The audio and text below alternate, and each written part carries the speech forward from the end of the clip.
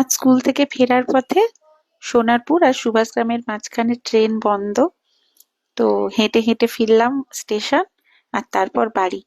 চলুন আপনাদের একটু স্টেশন আর মোটামুটি রাস্তার কি অবস্থা একটু দেখাই। না না এই ব্যাপারে কিছু বলবো না, সবাই জানে দুশো।